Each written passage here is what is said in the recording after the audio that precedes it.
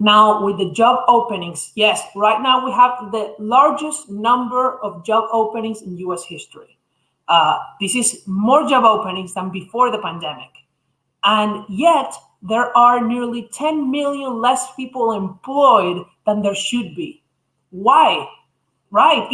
We just lost approximately 10 million jobs that we haven't recovered, that we should recover to get back on pre-pandemic employment.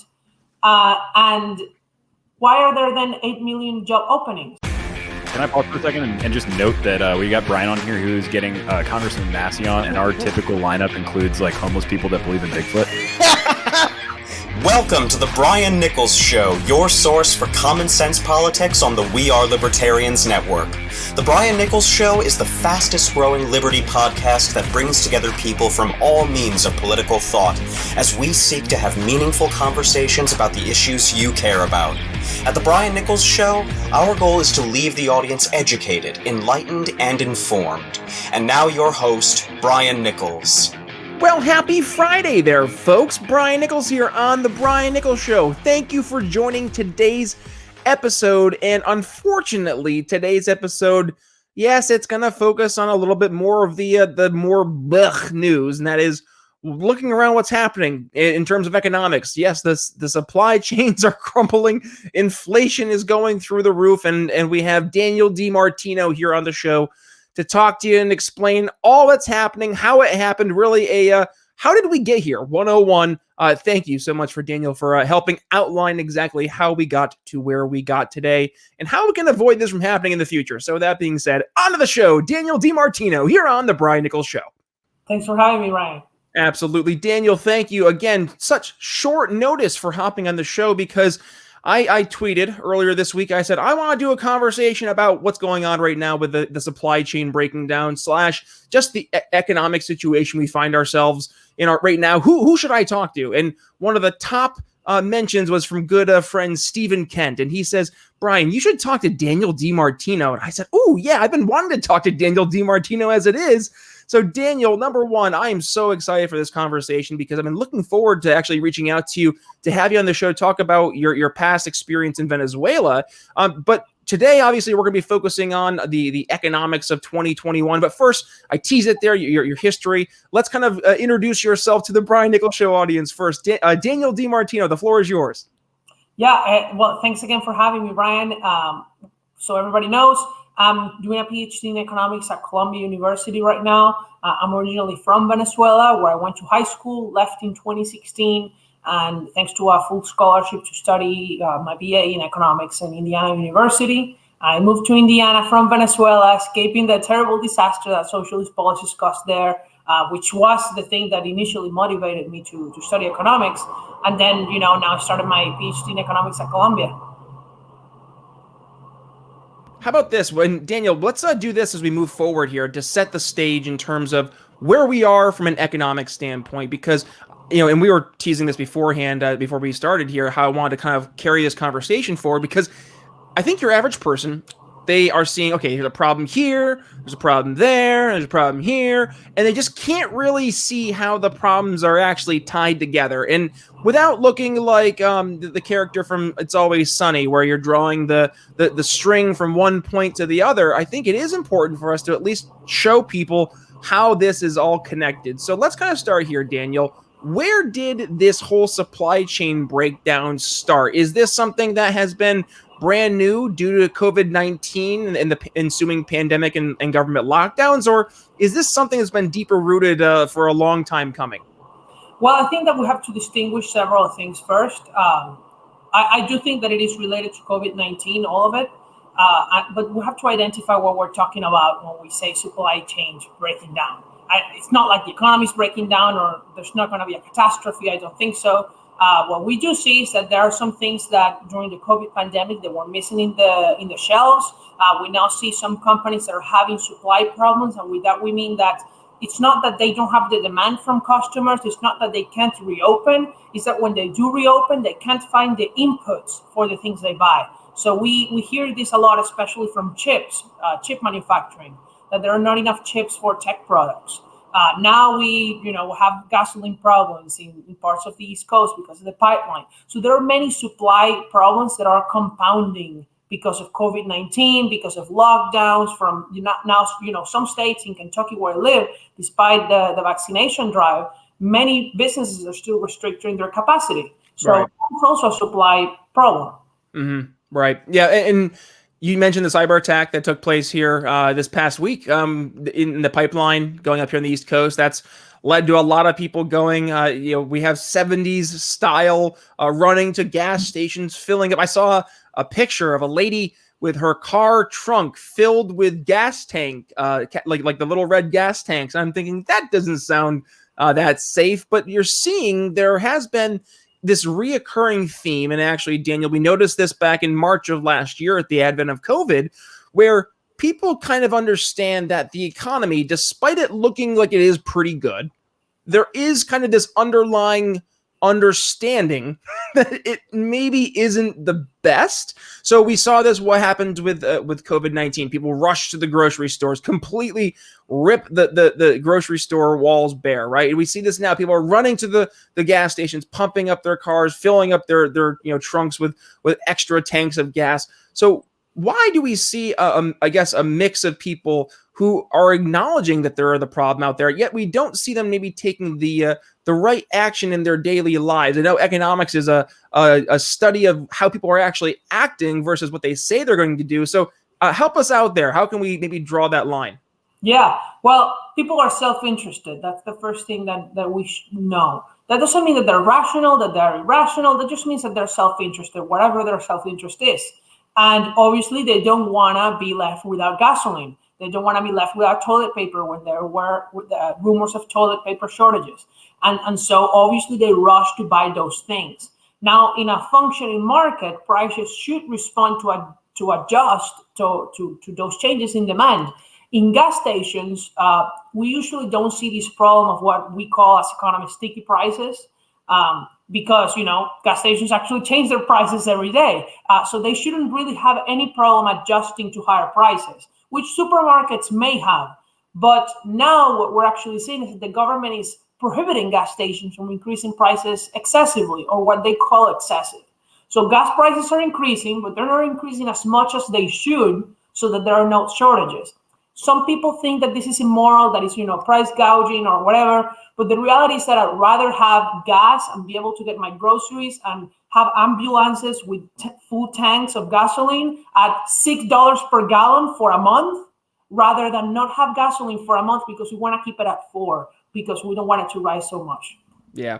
Talk to me about right now you see inflation running rampant. And now more and more people, I think, are starting to wake up to inflation being a real thing to be concerned about. It was something that I think more older generations were at least more aware of because they lived through that stagflation in the 70s. But a lot of folks nowadays, especially the younger millennials and the younger Gen Z folk, I think a lot of people just have no concept of what inflation actually feels like. And I always use this example of the frog in the boiling pot of water that starts out as cold water, but slowly as the heat increases, the frog doesn't realize that the water is starting to boil around him until it's too late. So, and Daniel, I need to explain inflation to you in your home country of Venezuela, but let's talk about inflation because it is something I think we need to be aware of. And a lot of folks just don't understand inflation at its very core. So how about this? Let's do a quick inflation 101 and how it pertains to our economic standing right now in 2021. Ooh, that rhymed. How about that? Yeah. So inflation is just a general increase in prices. There are different ways to measure inflation. There is no perfect way that we have because we don't just have all the information that we need as economists. So we just have these imperfect indices to measure inflation. One of them is the Consumer Price Index. There's the Personal Consumption Expenditures Index, and there's many others. And there's different ways to change them and calculate them. What goods go into the calculation, how do they change over time. And so that's how we calculate inflation. And right now, what we saw the last headline inflation number from the Consumer Price Index from April 2020 to April 2021 was 4.2%. That is a high number. However, we have to understand first what goes into that number. Why was it that high? It's not necessarily that inflation is it's 4% right now. It's actually that April 2020, the base we're measuring against in April 2021 was a month where prices went down in 2020 because of the pandemic. So the real number, if you calculate the inflation with respect instead of April with February, the CPI adjusted for energy and other volatile goods, it was actually 2.2%, which is in line to what we want, which is around 2% inflation. If you ask yourself, why do we want 2% inflation? Why not zero? That's a question that I asked myself many times when I was younger. And the reason is this concept of sticky prices, right? Employers, businesses, they do not like to reduce prices. They do not like to reduce your wage. And sometimes the truth is that some employees, some places should be reducing the real wages. And so the way to allow employers to go around that reluctance to reduce things in nominal terms, that is in dollar terms, is that we have some inflation so that the people who do not, quote unquote, deserve a wage increase just get their flat wages so that the real wages go down, while everybody else just gets an inflation adjustment or even above inflation, which is the goal. Wow. So yeah. see, that was there's very a lot. Deep, so I know we can go slower and No. It's good because there's a lot to this, right? And I think, especially for the first time folks to hear how it does kind of all tie together, how it is laid out and how it's like a domino effect, right? You hit the first domino and it does impact the other. And it does lead into what we're seeing right now in the rampant job openings, but nobody's there to fill those jobs. You have a deadly mix of inflation plus people getting massive unemployment benefits from the government. Daniel, can you dig into that a little bit? How is that also impacting this economic situation we find ourselves in?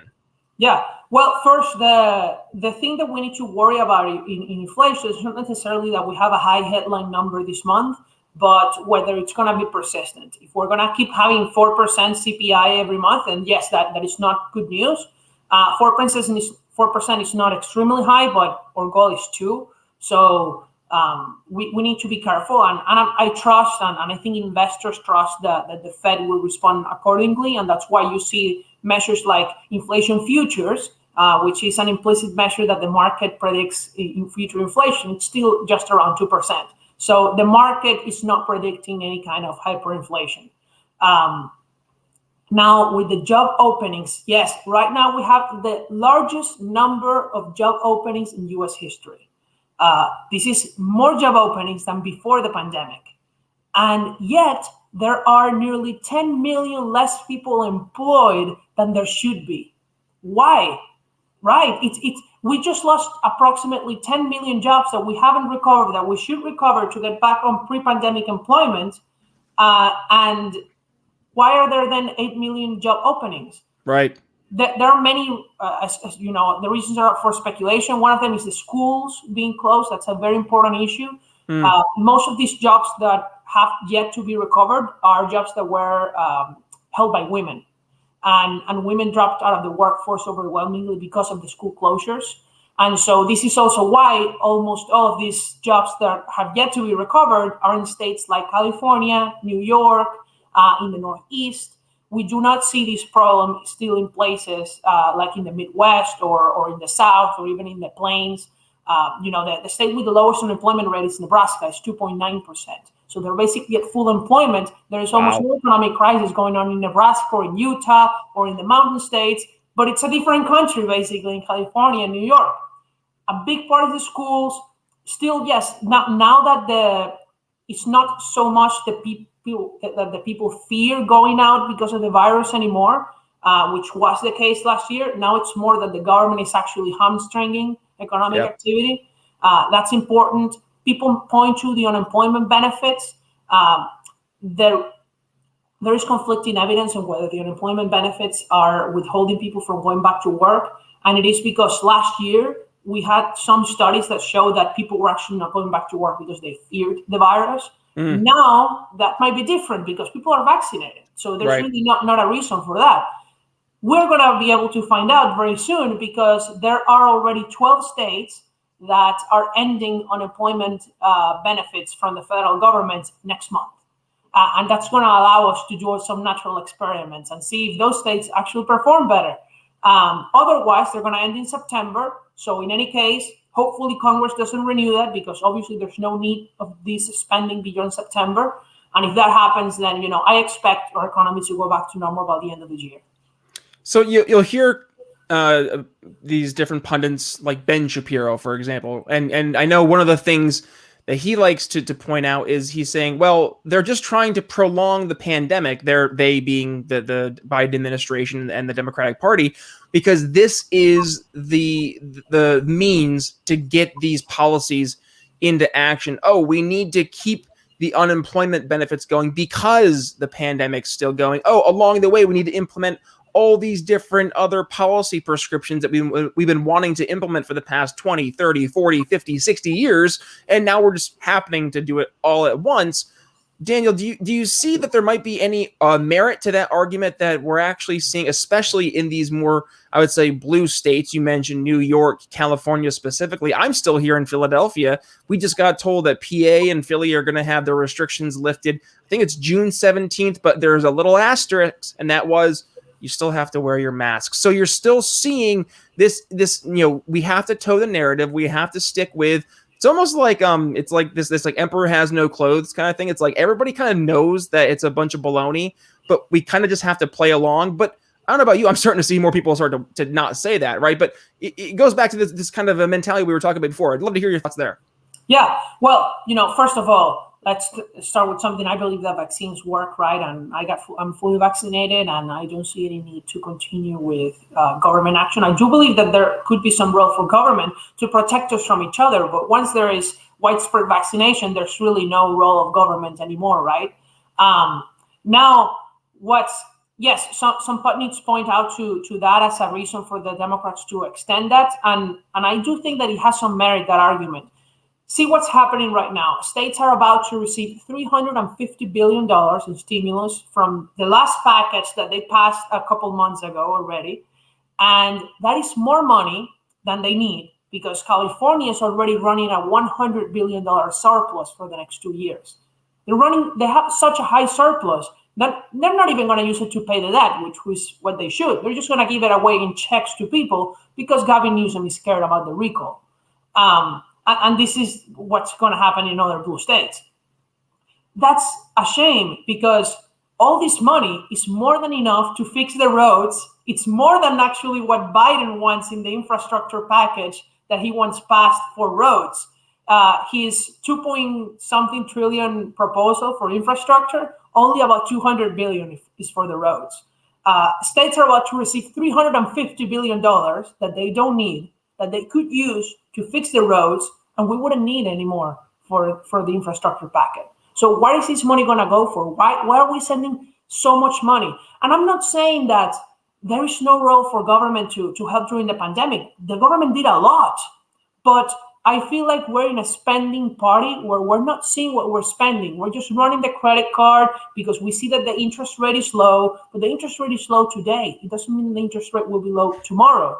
And if I tell you, Brian, I can give you this new Samsung phone, $1,000 at not just 0%. I'm going to give it to you at a negative interest rate of -1%. Sign me up yesterday, Daniel. But that only means it costs $990. That doesn't mean you should buy the phone. It's still expensive, and you might already have a phone. It's ridiculous. But that's the mentality, and that's right there, right? That's the mentality people get tricked into, because you get excited. You're like, oh, well, I can take it right now. It's like, it doesn't exist. It's make-believe money. You don't have that money to begin with. What are we doing? And yeah, I mean, Daniel, when you do make it sound like your average person approaching it, that's the approach I think we need to be taking. So how can we maybe articulate this more effectively to your average person? Because right now, and we are entering the conversation, I think, that people are having. They're looking around, they're saying, okay, inflation's going crazy. Like my grocery store, $100 bill used to get me a full cart of groceries, and now it gets me like, the first, like where the kid sits, it gets that little part full, but that's about it. I go to, the Burger King, I go to the Chipotle, and guess what? There's nobody there to take my order because, guess what? There's no job. So your average person is aware, they see what's happening, and they know that something's up. but they're not really engaging in these conversations. I mean, I had Brad Palumbo on the show, and I think part of the problem, and when we discuss this, is that the numbers just sound like make-believe. I mean, $17 trillion, $30 trillion, $7 trillion. It's like, a trillion? What's a trillion? Honestly, what's a trillion? You can't even conceptualize $1 trillion. And I will say, and let me finish with this, and I'll turn it back over to you. But I do think what a great argument for folks, especially in the the solutions being limited government camp, to look and say, look at what the past year has been.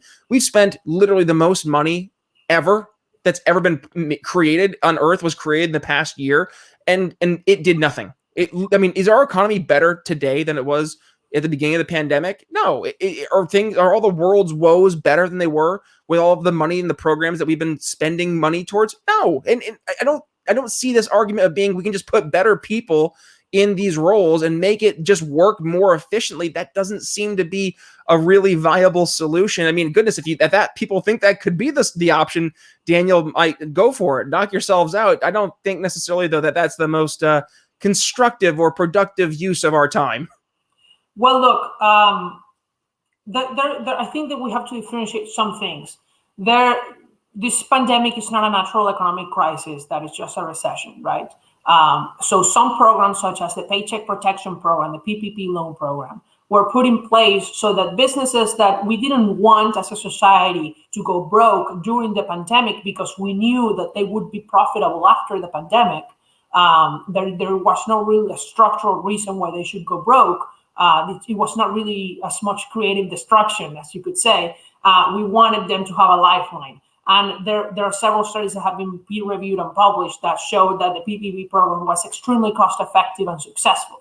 But what percent of the pandemic government response was spent on the PPP program? It's actually a very small percentage. Most of the spending went on stimulus checks. Most of the spending went on unemployment benefits that were excessive. That doesn't mean that there shouldn't be unemployment benefits. There is an unemployment insurance program that, it's sustainable. They take taxes and they then use it to pay for your unemployment, right?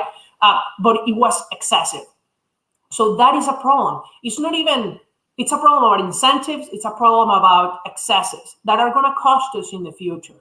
Because as it is, regardless of the democratic proposals, the United States is on a fiscally unsustainable path. And that might seem like people don't want to care about it, but Medicare, the Medicare Trust Fund, is going to run out of money in 2024. That is in the next presidential election year. And the government, Congress, is going to have to choose to either allow the trust fund to go into debt, so further get us into debt, or I think that they're also going to have to make either cuts or tax increases. And the pandemic and the excessive government indebtedness now is just going to make future government spending cuts and tax increases even sharper for us. So it's going to be a problem. We're going to have to pay for it. And it's not going to be in some far future. Medicare Trust Fund runs out in 2024. The Social Security Trust Fund runs at the beginning of the next decade. And if nothing is done, there's going to be cuts to Social Security, and seniors are going to be into trouble. The other things I see is, you see, we're spending, the government is spending all this money, and now Biden wants to spend even more and increase taxes. And believe it or not, but when Trump lowered the corporate income tax to 21%, it actually didn't have as full of an effect, or it's not having that full of an effect right now, because companies do not invest based on the current tax rate. They invest based on the expected tax rate in the future. And if they expect, just the expectation of Democrats increasing corporate taxes is going to reduce investment. But it's not going to bring revenue because it's an expectation. It's not an actual tax rate. So just the talk of increasing the corporate tax rate is hurting our economy right now today. And we're not seeing it because most of the things that happen in our economy are not going to turn us into a crisis immediately, but they're going to chip away 0.5% of growth this year, 0.5% next year, and so on. And in 100 years, 0.5% per year, we could have been triple the size of the economy and 3 times as rich. Right. And these small things compound, and all the regulations, all the excessive debt, that is compounding, and that is a problem that we need to address.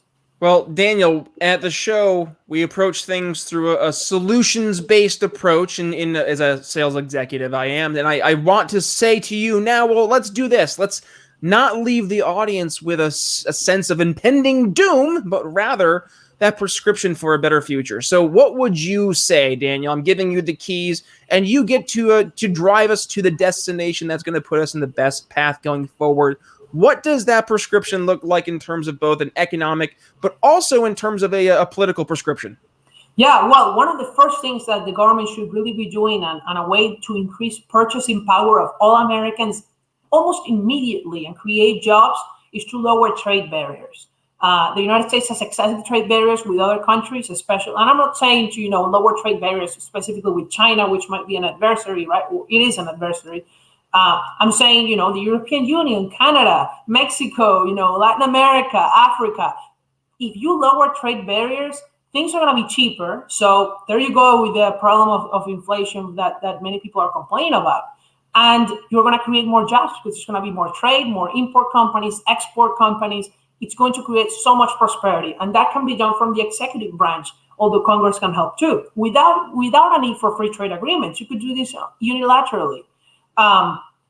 Other things that should be done is to reduce, we talk a lot about this, and I bet you had other guests on your show, excessive housing regulations that are increasing housing prices because they tighten the supply of housing.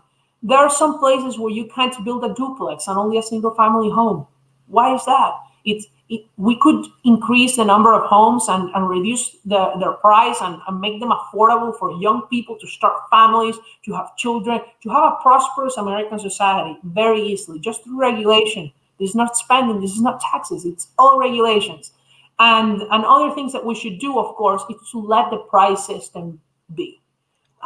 The government, the Secretary of Energy was yesterday on TV saying that if gas stations increase prices too much, that customers should call and denounce them because this is not acceptable.